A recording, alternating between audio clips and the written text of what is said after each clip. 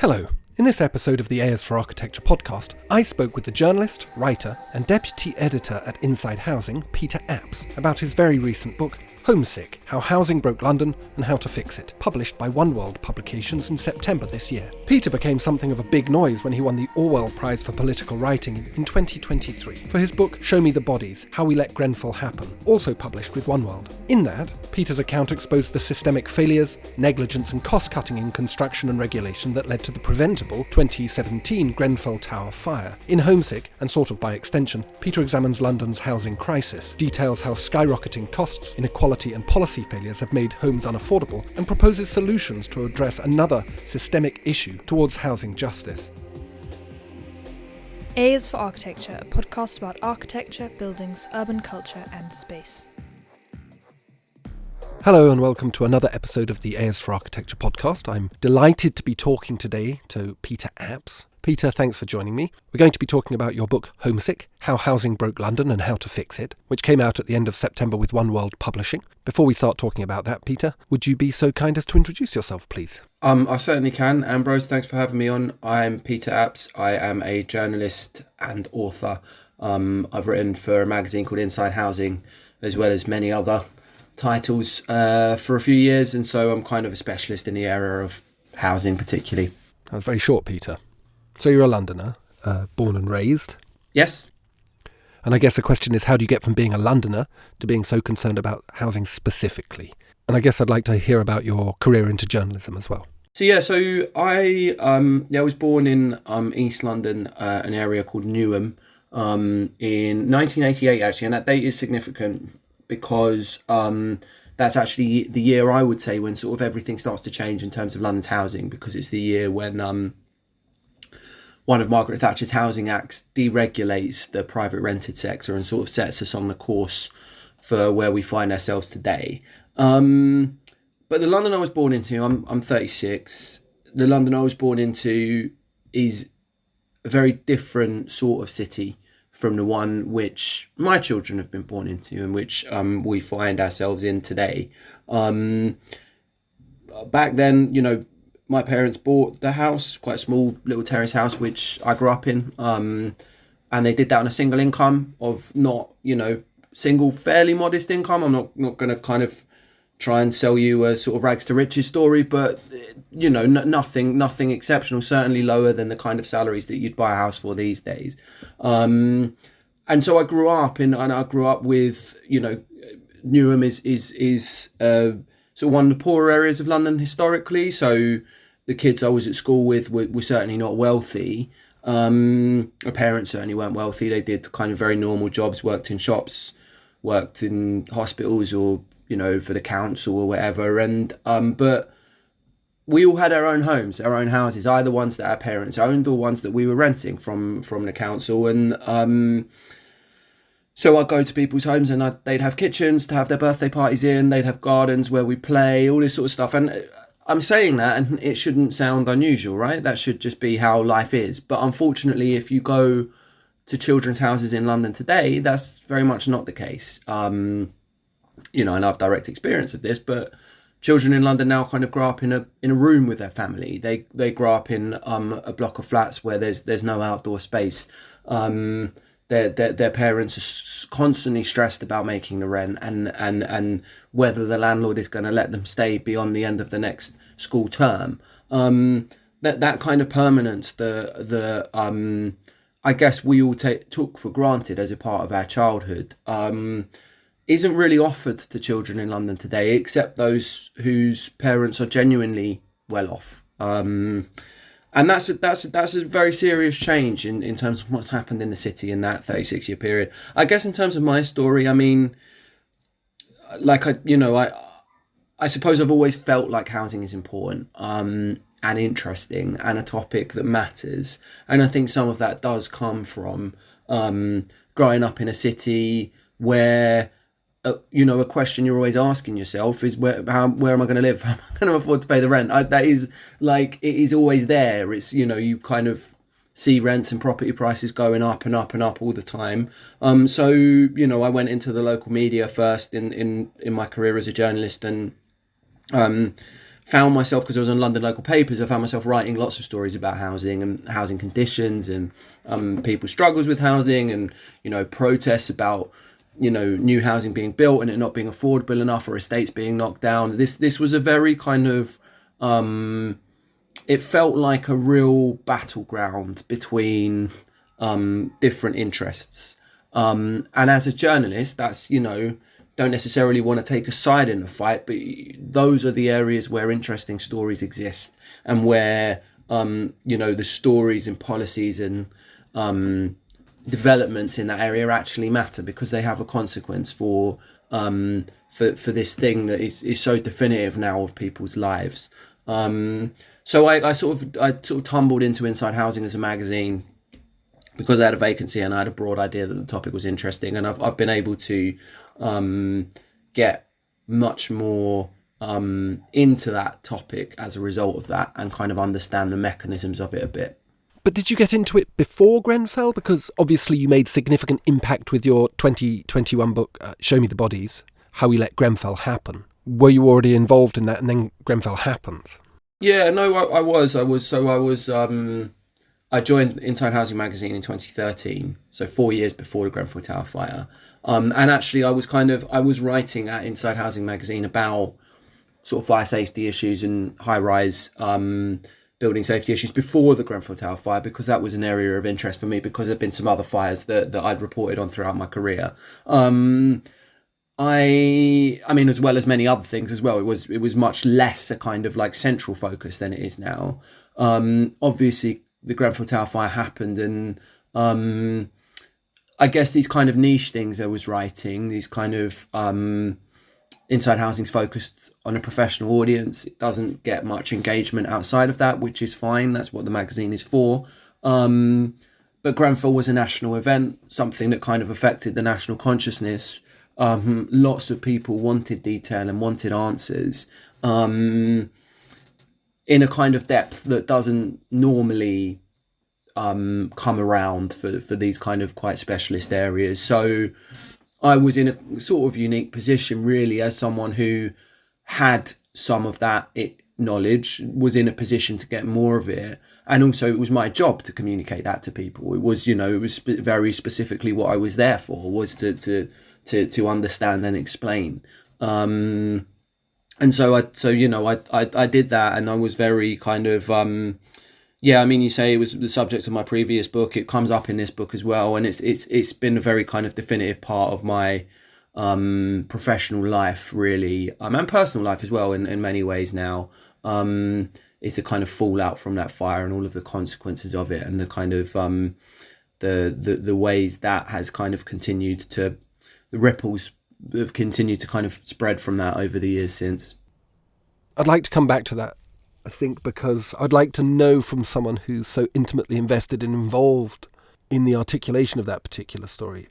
Perhaps as we talk on about what has changed since then, particularly in relation to housing for lower income communities. But I want to come back to Newham, because obviously Newham is just above the Royals in Royal Docks in London, Docklands. And as you know, in the 80s, that was all systems go with this new model of neoliberal development. And I guess I want to jump from that and thinking about how that, the shadow of that, literally, kind of the shadow of that, the shadow of Beckton and the development of Beckton during that period represents this idea of financialisation of housing. And your book seems, as I read it, sort of describes the transformation of London's housing from this idea of a public good, thing that you have a right to this financial product. Could you perhaps explain some of the critical turning points in that journey in the production of housing, predominantly as a financial asset? Yeah, no, I can. And I mean, it's interesting, the examples you gave there of...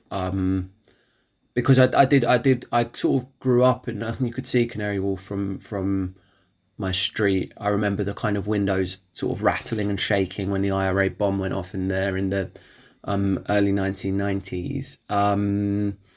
And Beckton as well. I mean, just for listeners who aren't aware, Beckton's sort of an area in the south of Newham, sort of getting down towards the river and the Docklands, which was, I think, and this isn't directly in the book, so I haven't researched it recently, but I think it was sort of marshland and industrial land, and it was kind of drained and turned into a residential development. Although I will say, Beckton is a very different kind of residential development to the one we might get today. There's a lot of semi-detached houses and family-sized homes. It's built to quite a low density. There's quite a lot of green space. And that again, I talk about in the previous answer, growing up with people whose families weren't from particularly wealthy backgrounds. Beckton wasn't a wealthy area when I was growing up. It was new build housing that was designed for families who didn't necessarily have loads of money. It's you would never develop an area of London like that today, and I think that speaks to something about how fast the pace of change has been. Even though that was, as you say, it was a kind of neoliberal drive. It was largely driven by kind of private sector housing and so on. So in terms of the turning points, in terms of the financialization, I almost think, and I think that is right, and I think that is kind of the thesis, or one of the theses of the book. There's various ways in which that happened. Some of them were deliberate, and some of them were sort of almost by accident, a consequence of the macroeconomy driving some of these trends. So in the 1980s in London, you like I've said, you had a very different city. You had a lot of social housing. Almost a third of the city was social housing, and that was quite extraordinary achievement over the years of investment in the idea of the state providing houses to people. You also had private rented housing, but that private rented housing was regulated. You got quite long security of tenure in the private rented sector, and you also got rent control all the way up until 1988.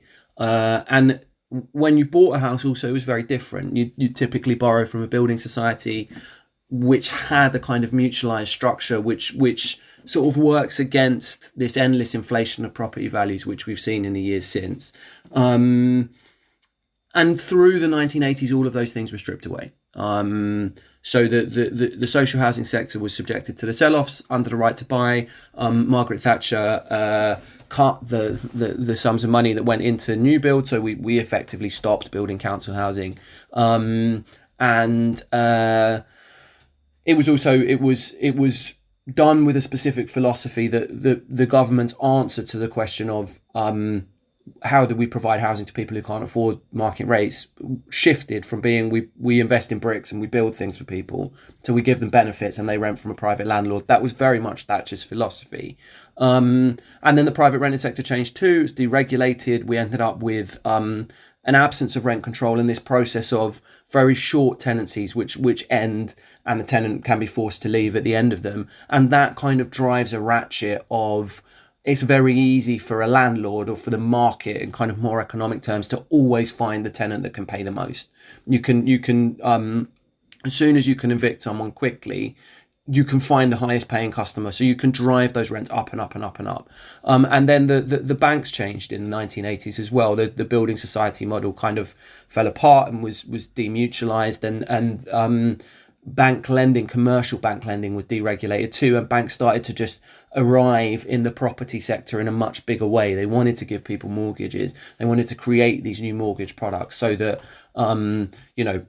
the idea is so that people can buy houses, but it's really so that investment money can start to be invested in property. And so we start on this train, but then what happens is in the 1990s there's this big sort of global fall in interest rates, and as economists argue about what exactly drives that, but it happens across the world, and that does something to individuals in the UK, because it means you no longer have a pension, you no longer have a retirement plan, because the idea was you could save up money through your life, put it into a pension pot, and you could then retire comfortably and have a good older life. And because interest rates start to fall, for a lot of people that's no longer the reality. Their pension pots are too small, and they realize that the payouts they're going to get later in life aren't going to be enough to sustain them, and so they do look for something else. And the thing that they look for is houses, property. So they start to invest that money into property instead, and they invest it through these new kind of mortgage products that are created to get kind of non-business people, just kind of small, people with a little bit of extra cash to invest, to become landlords, to buy property.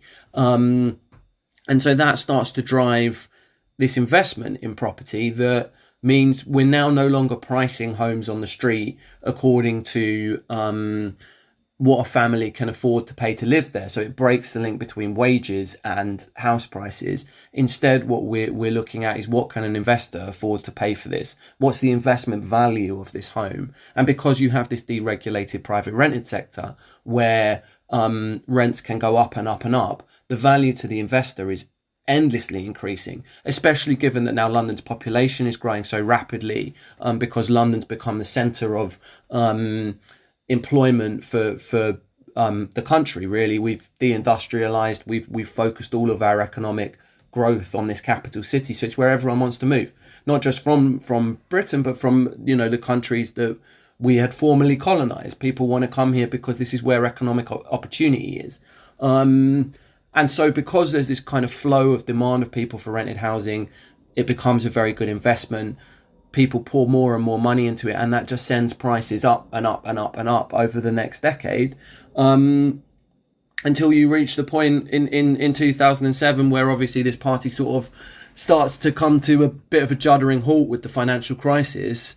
But then after that, you have another key moment, because we could have sort of got out of the financial crisis by saying, look, this model of kind of investment in property and investment in housing and sort of greed, really, that drove that collapse, albeit in the United States, is a toxic model that we no longer want to return to. But instead of that, the sort of economic decisions taken after the financial crisis, and some of the political ones, really supercharged that. The further collapse in interest rates, the sort of quantitative easing process that put a lot of money into the economy, but money that was then searching for an asset to invest in.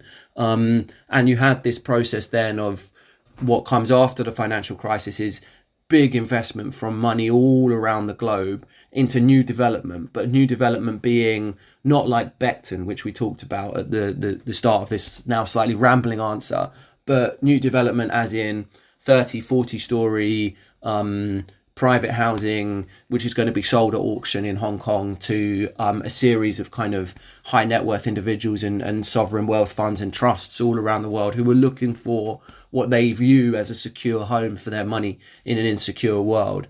And that it means property in big cities with stable governance. And so that becomes London. London is the number one destination for that for most of the 2010s. And that flood of money in sends property prices all around the city, into overflow. But within that, you have the communities that have lived there the whole time, and people who are trying to live there and make a life. And so now we as Londoners, in order to live near my parents, for example, as they grow older and as my children grow up, I have to find enough money to compete with, half of the world's wealth, not enough money to, compete with another young man who wants a house, which is what it used to mean in the 1980s. So we don't value property anymore in terms of wages and in terms of what the people who live in it can afford to pay. We value it in terms of what it means to investors and what it means as an investment asset.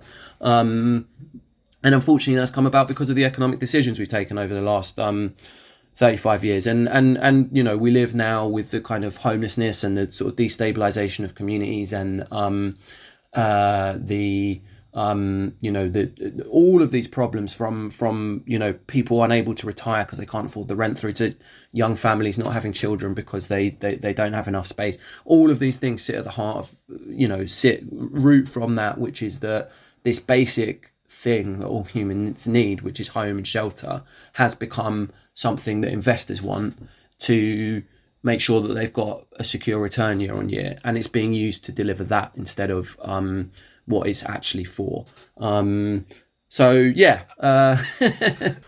a great answer. I'm interested in, well, you've introduced this word home, and I did want to ask you, like, what on earth was the philosophy behind this? Was there an intention to financialize, or is it kind of like, I think the phrase is something like, never put down to ill will what can adequately be ascribed to incompetence?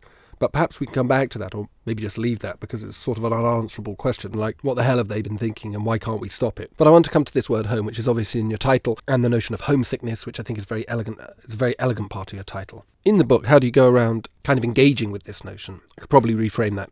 You document this through personal stories. And it's really beautiful. It's a really elegant way, because a lot of books, particularly for architects, a lot of books on home or housing don't have adequate means of kind of properly interrogating this notion. So, I guess, firstly, why did you decide to take this approach? And secondly, what did you find out that was supplementary to the kind of information and knowledge that you can get through more academic literature?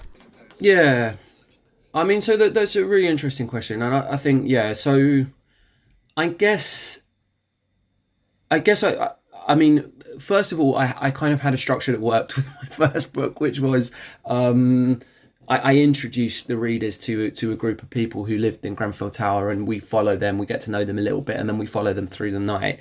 And I felt as a writer that was kind of an effective way of telling what was a very complicated and technical story at times, but in the end was supposed to be one about human beings who had suffered a kind of grievous injustice. And so because that worked, I was sort of thinking, can I do a sort of broader housing book with that same kind of structure where you're sort of engaged in the way this stuff is affecting individuals, not just the academic technicalities of it all. And so I kind of set out to find some people to interview for that. And, I did quite a lot of interviews, not all of which are in the book. I wanted to get a range of people. I don't just want to kind of go, right, let's just find people in the worst poverty. And you want to go, actually, let's talk about what London is. It's a whole range of so-called ordinary people who are kind of anything but ordinary, really, once you kind of start unpicking their stories. But I think what really came across in all of those interviews, and funnily enough, I wasn't trying for this, but people described themselves, just when I was just probing them and asking about their stories. A lot of people are nostalgic for the past, and that's not always healthy. But I think that what is kind of a little bit more nuanced than that is this feeling of loss. Like we've lost, there was a way we used to live and we don't anymore. And that could mean some of the people I spoke to who grew up on an estate in East London, which has since been knocked down, and the way they would kind of light up talking about the games they play with other kids on that estate. These kind of mad, endless cricket matches and football matches, and the kind of like fireworks night displays that they'd have on the middle. It would just unlock something. Or people who, there's an Irish couple in there who the guy he was a builder, he was a labourer, but he was able to save up enough money to buy a family home in northwest London, and their kind of conversations about like the Irish community in London at that time, the dance halls and all that, that whole sort of culture of like Irish London, and then that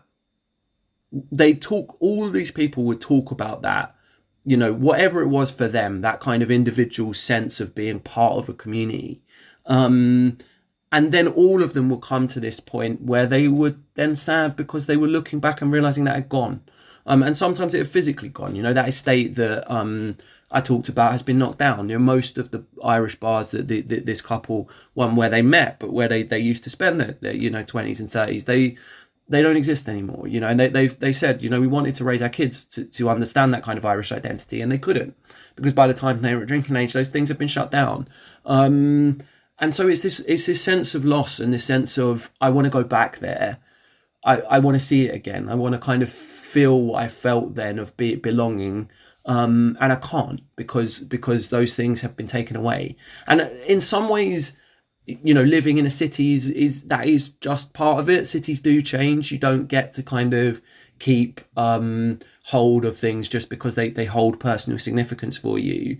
But I think people would mind less if they felt like there was a kind of community there now. There was a kind of, they were involved. Okay, things have changed, things have moved forward, but we're still part of something. We're part of a group, and people are still kind of trying to hang on to that and find it where they can. But I think that's a very difficult feeling to experience in London today, and I think that's sad and that's wrong, and I think that's actually deeply worrying if we sort of think about how much it should mean to us as human beings to feel like we exist as part of a group and part of a community, someone with an identity. So I kind of touched on that a little bit at the beginning, and I wouldn't be so bold as to come with kind of grand theories, but I think there is that feeling, that kind of disassociation, that I'm not part of this anymore. I live a kind of atomized life, not one where I'm engaged in a group who know me and notice me and love me. Is something that all of us are feeling, and I think it's there in cities, in big cities particularly, but I think it's increasingly something that we can all relate to, and I think that's a problem, because I don't think that that's a healthy thing to feel. No, London certainly feels like that, but it's had that reputation for a while. I think it must have sort of accelerated enormously in the recent years as it has sort of hybridized, and the city has sort of hybridized. I was wondering, as you were talking, I was thinking about, your example of the Irish bars and the estates. Is there a kind of spatial and architectural aspect to this? Is there something in the way that this financial model of housing has produced a sort of form of atomizing architecture, of alienating architecture? And I guess, to a certain degree, do you think that's intentional? Is it the intention of this kind of hyper neoliberalized city making, one in which you keep creating environments that are non-sustainable because it keeps people moving, so it keeps the churn going, so it keeps the house prices going, as the principal driver of economic growth? I think I certainly do think there is an architectural element to it. I think just a very, very obvious one, which can be a bit of you can sometimes draw the wrong conclusion from this, but if you in London right now, 96% of the new build housing is flats, and that's compared to 17% for the rest of the country outside of London. How much did you say? 96% of new build housing is in blocks of flats in London. We don't really build houses in London. We build blocks. And like I say, that's a stark comparison to 17. And this is one of the reasons why statistics like that are why I'm writing about London, not London as part of England, because I do think that there is different, that what's happening in England is a big problem in terms of housing, but what's happening in London is a different kind of problem. And so that does atomize people, and it does change the way you live and the kind of expectations of what life will be if your options are flats, blocks of flats.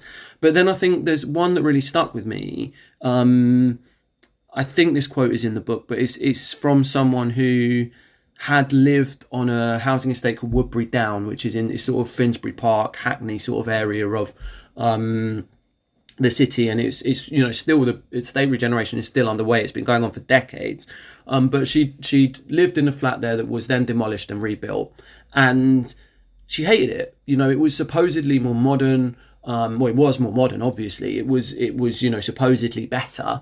But to her, she said it was like a hotel or a prison corridor. It was like, whereas previously you'd meet your neighbours on the communal landing. You'd kind of have the big grass green area where the kids could run around, and people could just watch them from their flats, and you'd have all of this kind of, for all of the faults of post-war streets in the sky type housing, those places did generate communities, and very, very, very strong communities in many instances, and that the houses that they're replaced with are much more sterile environments. They're much more like hotels. You're much less likely to run into people. And there's not just Woodbury Down. I spoke to some people who moved into the new housing after Robin Hood Gardens, the estate in East London, was knocked down, and they said, you don't meet people anymore. You don't see people outside their door. People stay inside. That's not just because of housing. There's other trends in society which are pushing us that way. But housing is enabling that and accelerating it. And your question about whether or not it's deliberate, I think, I think my view is that it's an economic consequence of what's happened, because you end up with land values being so high that you have to achieve a certain level of density in order to make a profit. And so that then pushes you towards a built environment sort of design model where anything that isn't density and anything that isn't additional lettable floor space is pushed out of the design because you have paid a sum up front for that land, which means you have no other option but to do that. So the economics of it force us into that position. Do you think there's an aspect in the production of these houses, in the way that they are spatialised, designed? There's a sort of de-risking going on, that they have to design a certain form of housing, which is almost designed like one would design a car or a mobile phone, where there's sort of incredible detail. Because the money we're talking about here is vast in terms of how much is being invested, not least because the process of housing development is incredibly lengthy, particularly in slower planning boroughs. So I was just kind of wondering, like around East London, these endless towers popping up that don't look like they've been designed at all, really. They look like a kind of spreadsheet that's been three-dimensionalised, just literally stretched. And I was just wondering whether there was a sense, I guess, if you had some sense around whether this, again, this financialisation and the notion of de-risking that must underpin that, because it's an investment, actually sort of has a spatial characteristic. I mean, I think undoubtedly it does, and I think that standardization is a part of that, because, like you say, it's. But I think that the driver of that in the end, and the driver of that standardization even is philosophical, because it comes down to the point of, what is this housing development for? And the housing development is for, a good figure in the next quarter's financial statements for the developer, or a quick return to the people who've invested money in a special purpose vehicle that's building it. That is what this development is for, and that is what the design will be for. If we viewed housing as we used to, as what is this development for? Well, it's a place for a community to develop and thrive and build. Then you would start asking very different design questions, and you'd be investing more in that kind of. I mean, I've talked to enough people who are involved in, various different types of architecture and various different types of design in the built environment, and they all say this. We all know it. I mean, it's this stuff will get squeezed out by the client, because the client is not interested in anything other than the bottom line, and that is the elephant in the room, taking off its cloak. That is what we're talking about when we talk about financialization of housing and the kind of neoliberal agenda. It is, we build houses to serve the stock market returns. We don't build houses to serve communities. And I do think, I mean, a change that we should see more sort of public sector long-term ownership of land and master planning, and deciding what sort of houses we're going to build and what sort of communities we're going to build. That stuff needs to be taken out of people with a profit motive. How we do that, I don't know, but if all of our land is owned by organisations that have bought it speculatively in order to make the biggest profit, then we're not going to see different outcomes. Is there another way of doing regeneration? Because obviously there's this demolition and rebuild, and you've mentioned Robin Hood Gardens, and that's exactly what happened. But is there another way of doing it? Yeah, I mean, look, absolutely there is. Like I touch on towards the end of the book, some of the examples in France where, and you have to forgive my complete lack of French pronunciation, but they have a phrase of seconde vie, which I think translates as second life, where they invest quite heavily in, refurbishing and, renewing their existing built environment instead of knocking it down and starting again. And to be honest, it's done partly because of, architectural philosophies and some kind of influential people in France, but it's also done because it's cheaper. They figured out that is actually more affordable than demolition and rebuild, which is invariably hugely expensive, and obviously environmentally damaging as well. So I think that far too often, and for estates in London, and this was particularly true in the 2000s and 2010s, we rushed to press the demolish button, and that was done occasionally for kind of cultural reasons as much as built environment ones. People thought that these estates were places that they wanted to get rid of, and that was decisions often made by people who didn't live there. What I will say is from time to time it does become necessary to demolish housing. There's no housing lasts forever. There are homes we've built, some of them social, some of them private, which are not going to survive this century. They're just not structurally stable enough. And so there will have to be programs of demolition. You can't ask people to live in housing that's right at the end of its life and about to fall over. But what you can see from talking to anyone who's been involved in an estate regeneration program from the tenant side, is that process could change an awful lot. Even if we do have the occasional building that, you know, is beyond economic repair and has to go, the speed with which that can happen, the way residents can be treated throughout, the say they can be given in the design of the new estate, the kind of certainty around community, the sort of moving away from this decision to completely densify their area with private housing, so that even if they do get rehoused in it, it's completely unrecognisable and unaffordable for them now. All of that can change, and you know, again, and it comes down in the end to putting people at the heart of that, to saying, okay, you do happen to live, unfortunately, in somewhere which is no longer safe to occupy, but we're not going to treat that as an opportunity to take this land and turn it to profit. We're going to treat that as an opportunity to build somewhere better. Yeah. I mean, what are the consequences of doing nothing? I think in your chapter, Generation Rent Growing Old, you kind of indicate that there's intergenerational divide emerging in London, which is toxic, which is deeply problematic. What do you propose might happen if something isn't done? Yeah. But I mean, there are a lot of serious consequences. I mean, as bad as it is in London, and it is extremely bad, there is potential for this situation to get worse. And I mean, I say it's bad at the moment. There's 1 in 20 children in London is homeless. And the conditions... What does that mean? Could you define homeless? Yeah, of course, because sometimes it's a misunderstood term. I mean, what that doesn't mean is street homelessness. We have, rough sleeping has been going up in London in recent years, but we have relatively low levels of rough sleeping compared to some other cities around the kind of developed world.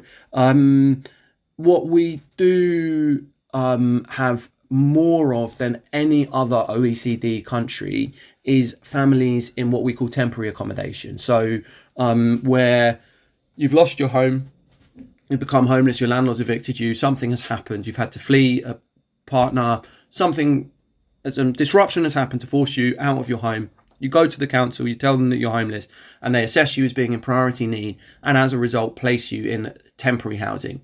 And what is happening now in London, and this is very much a London problem, there's a bit of it in the southeast, but I think it's something outrageous, like almost 90% of people in this position live in the capital. People get stuck in temporary accommodation for years. You know, there's women and children in temporary, and it is mostly women, in temporary accommodation, who they went in when their children were 2, and they're still in temporary accommodation when their children are sort of 15 and 16. And that means sharing a bed and having no cooking facilities, and probably living in a shared home where you've got sort of prison leavers, and you know, there's some horrible stories about that. I mean, you hear about children who are you know, primary school age, still using their potties in the cupboard because they're too scared to go to the shared toilet where all these kind of strange men are. You hear about children growing up with flat heads because they've been lying down so much that because there's no floor space for them to crawl. You hear about this kind of like huge sort of mental anguish for the mums who are stuck in this situation, and that's 1 in 20 children in London. Like, so that's a rate higher than 1 in every single primary school class in the city. That's the position we're at now. So I'm saying the position could get worse. Well, how can you imagine it being worse than that? I mean, the one of the big problems we've got, and you mentioned the title of my chapter, Generation Rent Growing Old, is no one has figured out what happens to people who retire when they don't have property. We haven't really sorted that out. What happens when you retire? You're not in social housing, because if you're in social housing, you've got a lifetime tenancy. You have a rent which you'll be able to afford on your pension. If you own a home, hopefully you've cleared the mortgage by the time you retire, so you have that security. What's going to happen over the next 20 years is hundreds and hundreds of thousands of people, and we know this because if you look at the demographic data for private renters aged between 50 and 65, and then again between 40 and 50, those numbers are huge, and we've never had anything like that before.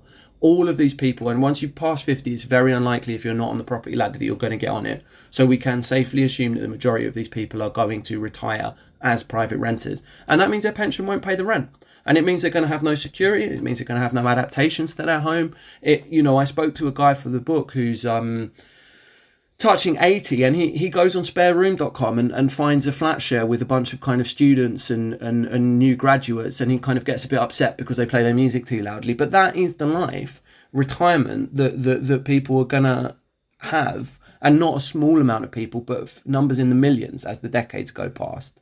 And that's going to completely change our concept of what it means to grow old and what old age is like. We haven't had pensioner poverty in this country on a very large scale for a long time. But we're going that way and housing will drive it. You've also got climate change coming for London. London is probably the most exposed part of the UK to a hotter world because it will overheat, because of the sort of urban heat island effect, and also the fact that it's in the south of the country. London is the hottest part of the country already. It will get hotter.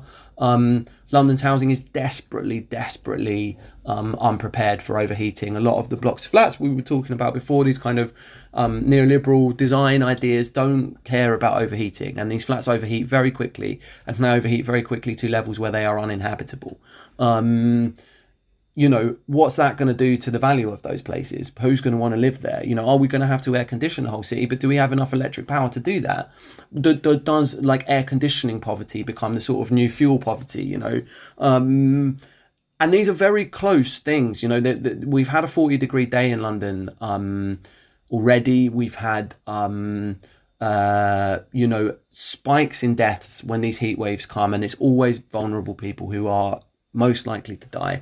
This is going to become an increasingly common occurrence. And then there's the final question of who actually lives here, who stays. If you're a family, you're probably thinking about how do you get out now. You sort of, my kid's school, the number of school kids is falling every year. There's very little we can do about it, because people can't afford to live here anymore, and that's happening in schools across the city.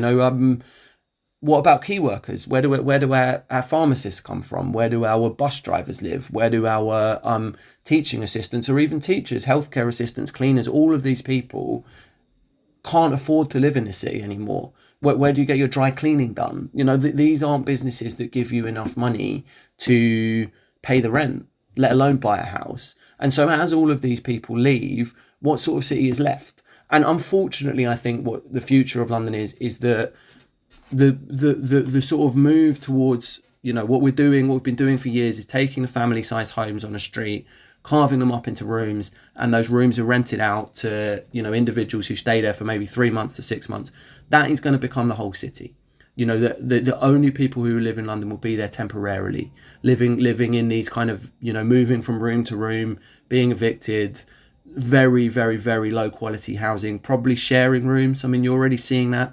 There's a fire recently where people died where there was 22 men in a single room designed for one person, and that is going to grow. Then what we're doing, bizarrely, is returning London to the kind of slum conditions that we had at the start of the 20th century. We spent 100 years getting the city out of that state by reforming its housing market and building public housing, and then we spent 35 years undoing it. And so we reached the 21st century, we're actually rebuilding those conditions that we once had in London. There are ways we could address that and things we could do. I honestly, at the moment, I look at it and I see a continuation of the status quo and everything getting worse, being, if I was a betting man and if bookmakers offered odds on this sort of weird stuff, that is the one I would put my money on, because it just seems like the forces which are in favour of that are so much stronger than the ones that would argue for a different kind of housing market. And what would that different kind of housing market look like? What changes would you make? You sort of outline some alternatives like CLTs, community land trusts and stuff like that. What sort of policy changes could be put in place at the level of the city that could affect a meaningful change? And this is the thing that strikes me, is that everybody wants to see more housing. They want to see, fairer housing. But which political party, which politician is going to make promises that's going to put a lot of people in negative equity? We're kind of all in this crisis together. I mean, I think the thing is in some ways, the answers are simple because we've already implemented them for 80 odd years. But then the problem then is, how do we get back there? Because you don't get kind of undo and rewind buttons for whole societies. I mean, we need a kind of a lending market where banks aren't so addicted to mortgage finance, and the sort of that old model of building societies where the lending is a bit more responsible and a bit more prudential is how we finance house transactions.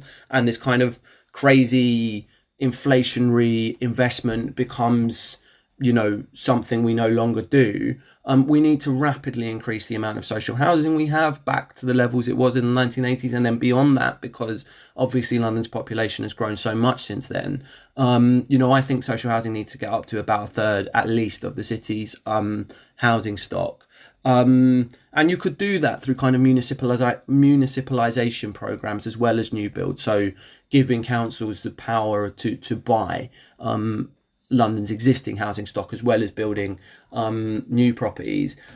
You could look, and you mentioned it there, there's if you go to Zurich in Switzerland, there's incredible sort of cooperative housing movements, and Brussels has a really great community land trust. These sorts of models where people it's almost like joining a cooperative employment, an employer who's a cooperative. You get a share, you don't own it, but you get a share, and so you get a share of this kind of land trust, and then you build housing where the land is always owned by the trust and will never be sold, and so you're not looking for kind of inflationary gain on the property prices. You just buy the house or rent the house for the time you're living there, and then you move on. All of these models will work and would work. And, even outside of, we could develop, I'm not someone who's against developing in the Greenbelt. I think, one of the best kind of post-war housing policies we had was a New Towns movement. I think that was fantastic. Londoners, people needed to move out of bombed out areas in London, and we built whole cities for them, which were great, built on really good design principles. They've been neglected, and they've been allowed to kind of fall into decline, but they didn't have to be like that. They were really good ideas and really kind of like, muscular government policy which went into that, creation of the New Towns corporations, and then the borrowing powers that they were given to kind of own those cities, not just build them. The trouble is, all of those things go too hard against the political climate, and they go too hard against the kind of economy we live in. So I don't know how we get back to them. I think that we have lashed ourselves too tightly to the mast of modern neoliberalism to really imagine a way out. As soon as we started borrowing to kind of build up social housing stock through municipalisation, even though that's prudential borrowing, and you can show everyone the graphs to say that this pays for itself over a 60-year period, it's still increasing our deficit, and it's still going to mean that the international bond markets react by repricing our debt, and that's still going to mean everyone's mortgage gets more expensive, and no one wants the government to do that. We can't afford them to. So we're locked into this kind of doom loop, and we can talk about the ways out of it, and we can understand them, and we can imagine them, and that's still worth doing. But I think we have to be realistic about what we're going to get. And I think that the reality with housing and with climate change, unfortunately for me, is, look, these visions of a beautiful green, future with lots of social housing are nice, but we're going to live in a future that's hot and unequal, and we also need to start thinking about how we cope with that, and how we make that as comfortable as we possibly can, and how we kind of fight for people's rights when they're stuck in that environment, because unfortunately it's the road we're on. That's a great point to finish on. An extremely miserable point to finish on, but yeah, slightly traumatising, but great food for thought. Thanks ever so much for speaking to me, Peter. You're welcome, Ambrose. Tintern Abbey lay far behind me, and I was come to a quiet spot where the river flowed softly by, and the willows dipped their leaves in the stream. But oh, the difference to me, for I was heartsick, and I longed to be once more a child. So said Wordsworth, in lines composed a few miles above Tintern Abbey. If you think about it, a lot, you may see why I put it here. Thanks to Peter for the time, effort and conversation. Thanks to Margot at One World for the PDF of the book and images. Please see the podcast description for links to the book and to Peter on Substack, LinkedIn and on X. And thanks for listening.